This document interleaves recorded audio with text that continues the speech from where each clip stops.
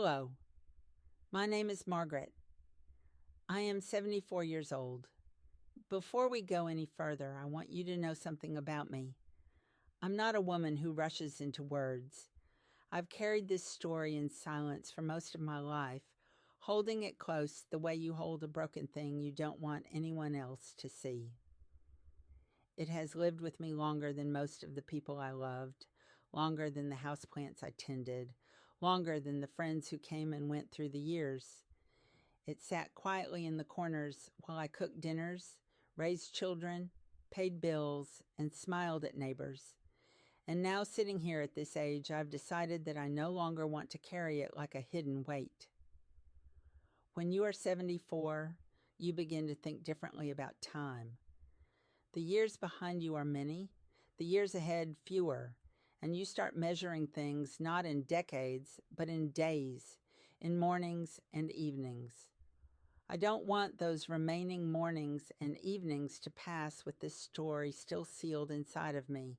I want to speak it plainly in my own voice so that it belongs to me and not only to the silence where it has been locked for so long.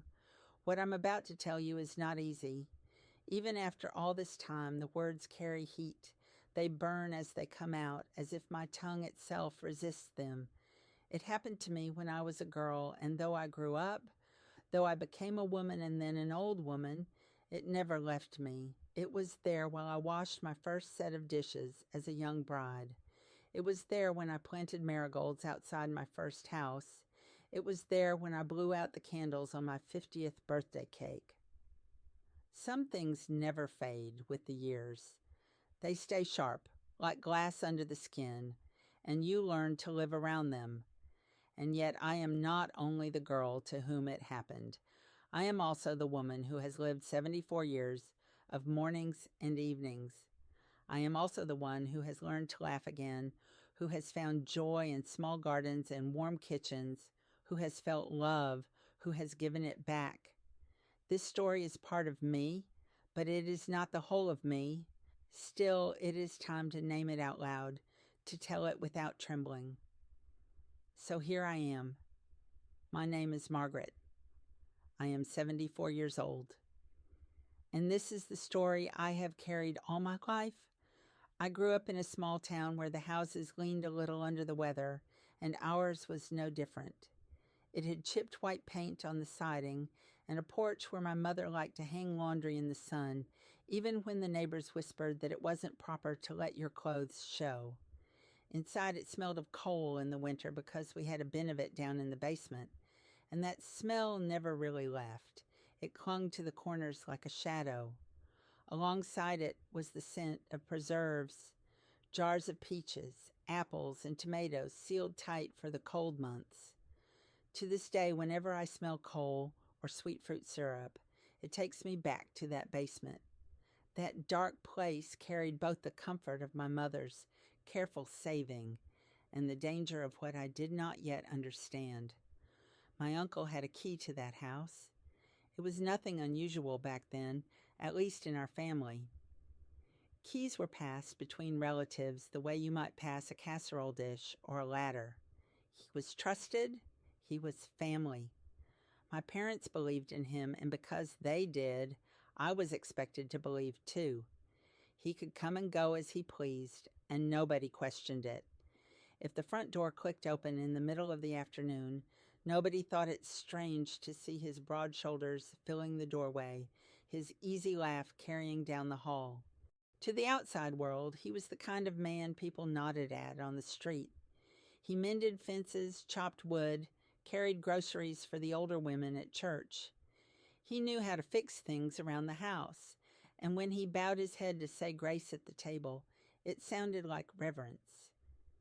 People said he was a good man, and because people said it so often, it became a kind of truth that settled over him like a cloak. I wore that belief too, without knowing how heavy it would one day become. But even as a child, I noticed how he moved through the rooms as if he owned them, how his hand sometimes lingered too long on the banister when I was climbing the stairs, how he seemed to know which corners of the house stayed quietest. I didn't have the language for suspicion then. A child doesn't. All I knew was that when he smiled at me, my stomach clenched, though I didn't know why. When the floor creaked under his boots, I felt my shoulders rise, as though my body already knew something my mind couldn't say aloud. And still, I told myself what everyone else told me. He was family, he was trusted, he was good. That was the story they all believed. And because they believed it so firmly, I thought I must be wrong to feel otherwise. It was evening, the kind of evening that slides down quiet, when the lamps glow warm but the corners of the house fall dark. My mother was upstairs folding laundry. My father had gone to town. The air carried that mix of damp stone and sweetness from the preserves, a smell that to anyone else might mean nothing more than an old cellar, but for me it became the scent of fear. That was the night he asked me to come with him down into the basement. There wasn't anything unusual in his voice. He didn't bark, he didn't plead. He simply said my name and told me to follow. And because I had been raised to obey, I did. That is something people don't always understand. Obedience is not just habit. It is the air children breathe. You do as you are told because that is how the world stays steady. At least that's what I thought. I remember the sound of the stairs under my feet. They were wooden, old, and every step gave a groan, as though the house itself wanted to protest but couldn't. The light bulb hanging from the cord above us threw a weak circle, barely enough to push back the shadows. I could see the rows of jars lined neatly along the shelves, each one glowing faintly in the dim light, like small suns trapped in glass. It should have been comforting, but it wasn't. That was the night he violated me. I won't soften it with other words. It was brutal, and it was final, the kind of act that divides a life into before and after. I was just a girl, and he was a grown man, my uncle, trusted, beloved in the eyes of the town. I cried. I begged. I said I would tell. And that was when he leaned close, his breath hot and sharp against my ear, and he said those words that would live inside me like a curse. No one will believe you. Those were his exact words.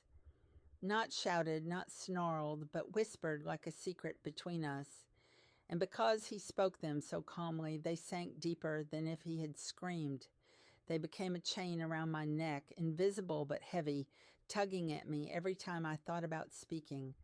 I don't remember how I climbed back up those stairs. I don't remember what I said to my mother when I saw her folding a stack of sheets, humming softly to herself.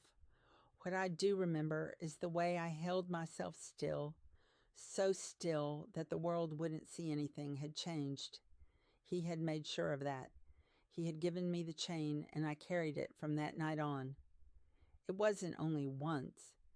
People like to imagine these things as isolated, a single wound, a single night, something you could fold away in memory and try to ignore. But it didn't happen only once. It happened again and again, spread out like stains across the fabric of my girlhood. Each time came without warning, but always with the same certainty. He carried the key, and the key meant he could enter at any hour, whether the sun was still on the windowsill or the house had gone quiet for the night. I began to mark my life not by holidays, not by seasons, but by the gaps between his visits.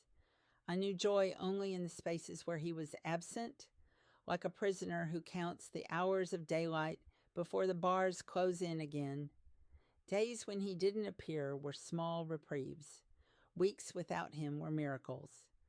But always, sooner or later, I would hear the front door open, the boots on the steps, the voice that made my stomach clench. And then the chain he had wrapped around me would tighten again. He didn't have to remind me of his words each time. No one will believe you. They lived inside me, so loud I could hear them even when he said nothing. They sat in my throat when I wanted to speak.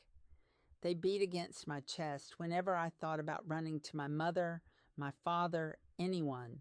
He made sure that I stayed quiet. His threat was never shouted, never decorated with violence in front of others.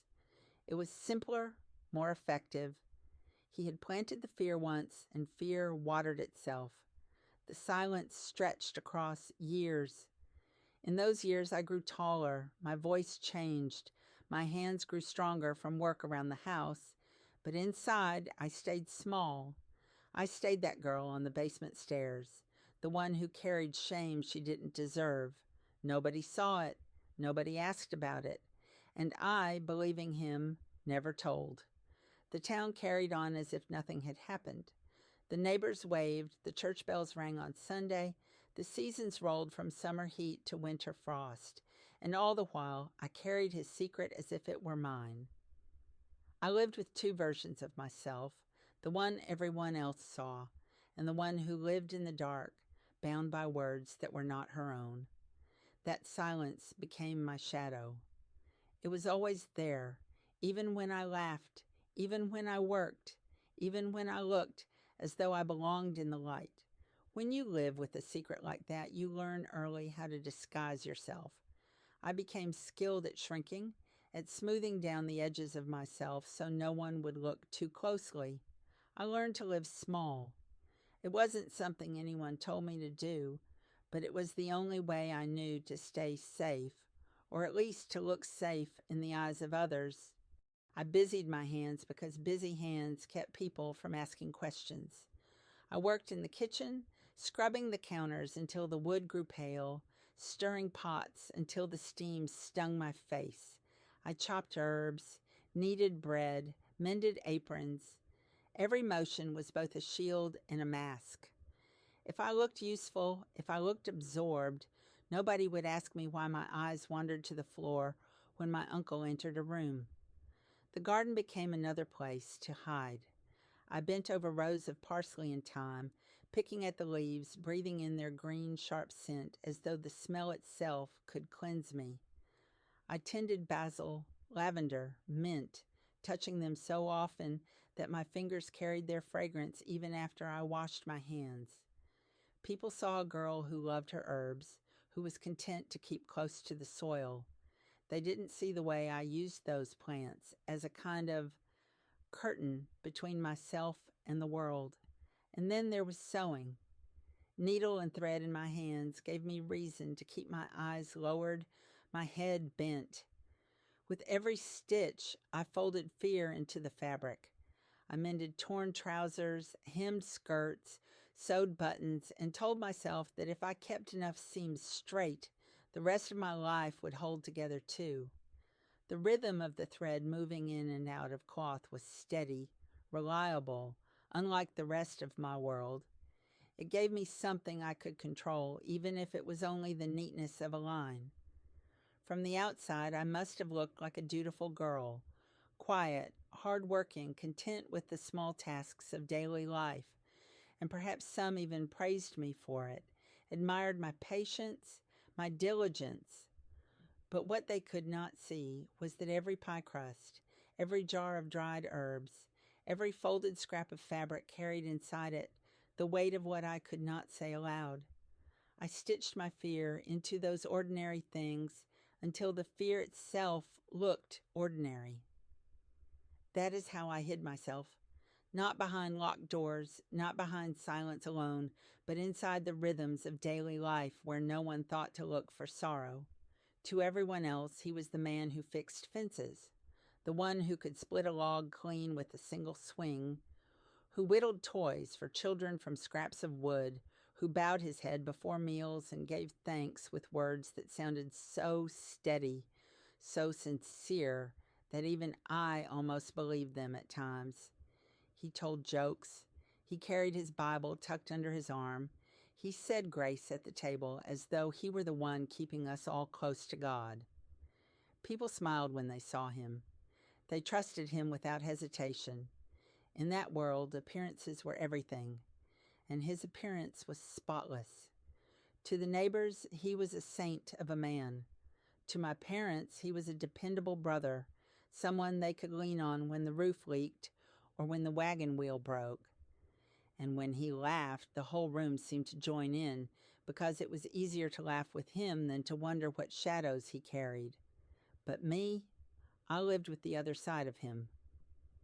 I knew what the basement smelled like after he shut the door. I knew the weight of his voice when he leaned close. I knew the coldness that could settle in a body when you understood that what everyone else believed was the exact opposite of the truth. And here was the cruelest part. I believed him when he told me no one would believe me. I believed him because everyone around me proved it without saying a word. Every smile they gave him, every plate they handed him first at supper, every nod of approval when he told a story, it all said the same thing.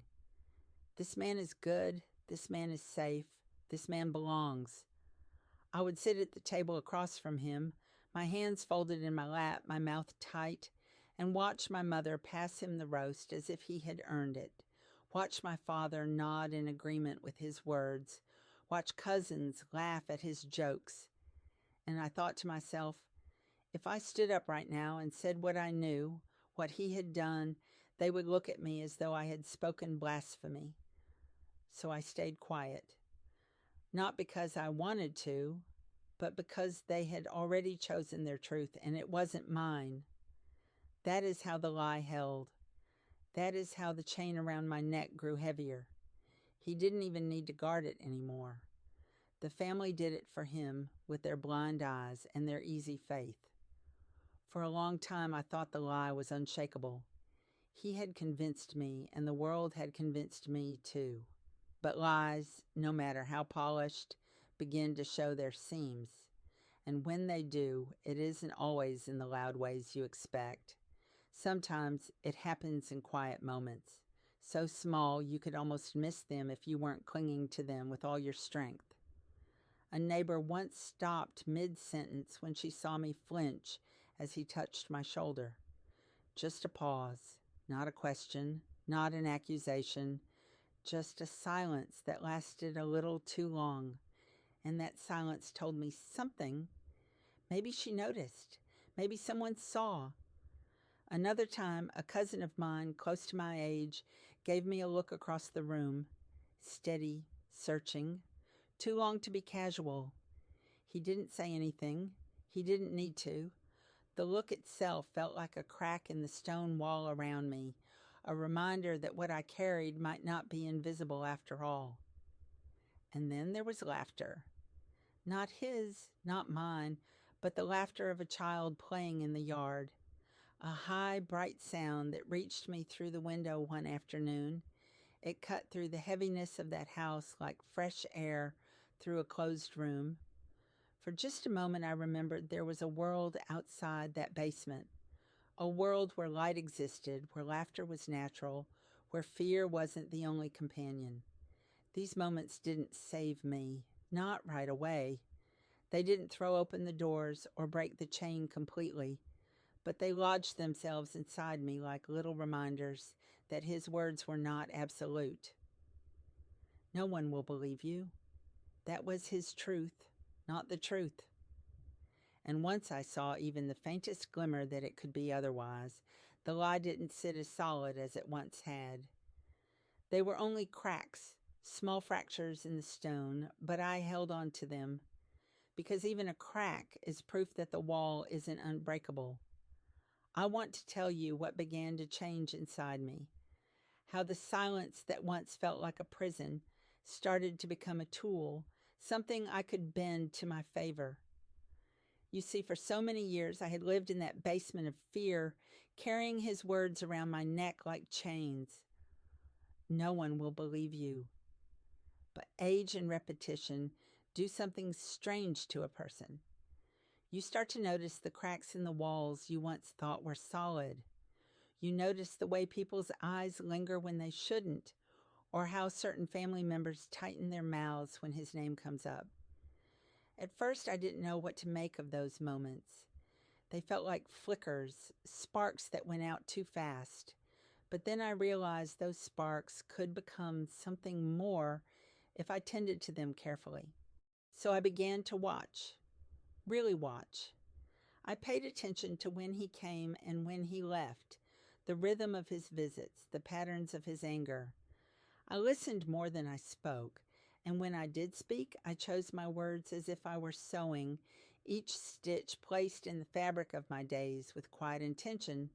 I left small traces of truth in places where they might be found, not full confessions, just tiny pieces that could live on their own. A phrase tucked into a letter I knew my cousin might discover. A remark said too softly for the whole room, but loudly enough for one person to hear. I didn't rush. I planted them like seeds, and then I stepped back, waiting to see who might water them with their own doubts. In those years, my planning was not the kind you see in a storybook, where the heroine makes one grand escape. Mine was slower, quieter, the kind that takes place while stirring a pot or folding a sheet. I trained myself to notice who in my family held their tongue a little too long when my uncle walked into the room, or who asked questions that didn't seem to be about me, but I could tell they were. I let those observations steady me. They told me that maybe, just maybe, the lie he forced on me wasn't as airtight as he wanted me to believe. I carried the knowledge in silence because silence was all I had, but now it was my ally. It gave me space to think, to prepare, to imagine something beyond the basement. That imagination, and it was like oxygen. It didn't mean I had escaped yet. It didn't mean the visit stopped. But inside me, something had shifted. I was no longer only a girl waiting for pain. I was a girl waiting for the right moment. The night I left is carved into me as if it happened yesterday. I had imagined it so many times that when it finally came, my body moved as though it already knew the steps. I remember packing that small bag, trembling so hard I could barely fold the dress I chose to take with me. I didn't own much, but I still felt the weight of deciding what mattered most. A brush, a pair of shoes, a little ribbon I had saved from childhood. Those were the things I tucked into the cloth like I was sewing my own life back together in secret. Every sound that house made seemed louder than ever before. The creak of the floorboards, the groan of the pipes, even my own heartbeat drumming in my ears. All of it told me to stop, to go back upstairs, to lie down in the bed where he thought I belonged. But I had waited too long, lived too long in that terror, to let myself turn back now. He was in the house that night, not far, close enough that I could sense his presence. That was the cruelest part of it. Slipping out while knowing he was under the same roof, believing he had me caged. My hands shook so violently I thought the latch on the back door would betray me with its metal click, but somehow it opened. Stepping outside, the air felt strange, sharper than before, like breathing for the first time after being held underwater. My legs almost gave out under me, but I forced them forward, one step and then another. At the gate, my fear almost swallowed me whole. What if I was wrong? What if no one came? What if I found nothing but more darkness? But then I saw a figure waiting. Someone I had trusted with those little fragments I had been planting all along. Their face came into the light, and I will never forget the look in their eyes. They saw me, not the broken girl, not the silenced child, but me, and they believed. The relief of that moment was like a flood breaking through the dam I had carried in my chest. I wanted to collapse, to cry until I disappeared, but I also knew this was only the first step. Freedom is not a door you walk through once. It is a path you must keep walking, even when your legs are still shaking. That night, though, I let myself feel one truth I had never been allowed before. I had done it. I had slipped the lock. I was out. Leaving that house did not mean leaving the weight behind.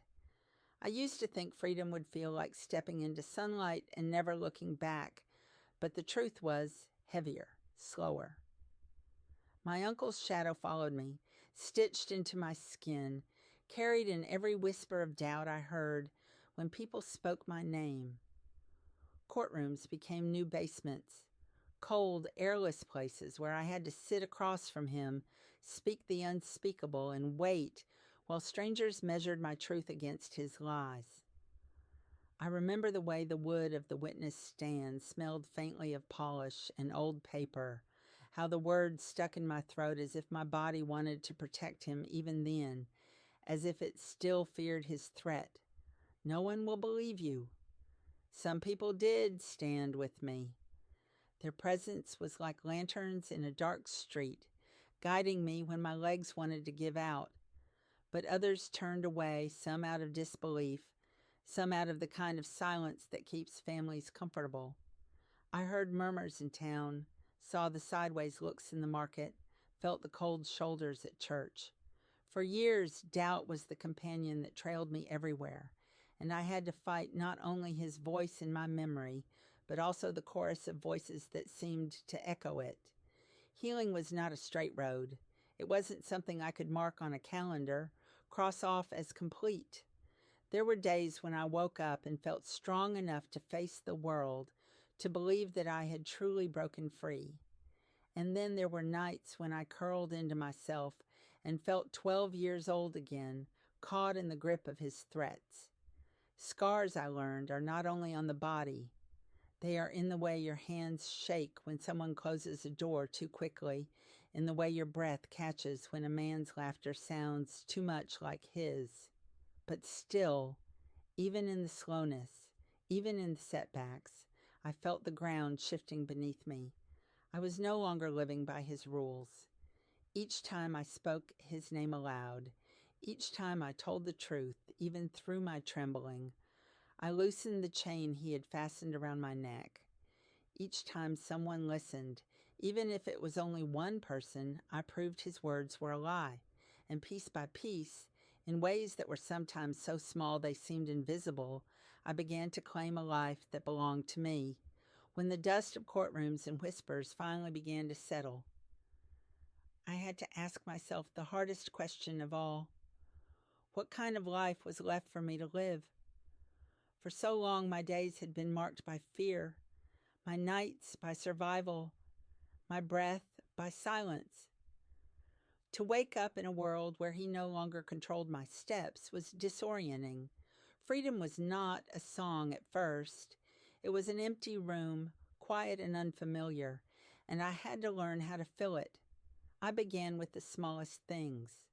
A room of my own with curtains I chose myself, with flowers on the sill that no one else had planted. I put my hands back into the earth, not to bury secrets or scrub stains, but to coax life. Rows of herbs, then tomatoes, then bright blossoms that bent their heads in the wind. Watching them grow taught me something I had forgotten, that tending can be an act of love, not just of duty. Cooking came back to me slowly, too. For years I had cooked because I had to, because a table needed to be filled no matter how hollow my body felt. But now I let myself cook for pleasure. I experimented with spices, with sweet things, with recipes I remembered from childhood. The kitchen no longer felt like a place of servitude. It became a place of creation. There is something sacred in stirring a pot when no one is watching, when the taste is only for yourself, when the smell filling the air is a gift you have chosen to give. And I allowed safe hands to hold mine. That was perhaps the most difficult part. To let another person touch me without flinching, to believe that gentleness was possible. Love did not rush in all at once. It arrived like soft rain, patient, asking nothing, but that I remained standing long enough to feel it. I built new traditions, holidays where laughter did not have to mask anything, gatherings where trust sat at the table instead of fear. My life became mine again, slowly, imperfectly, with scars visible and invisible, but mine. And that was the triumph, not the erasure of the past, for that can never be done, but the reclaiming of the present, the planting of a future that no longer bore his name.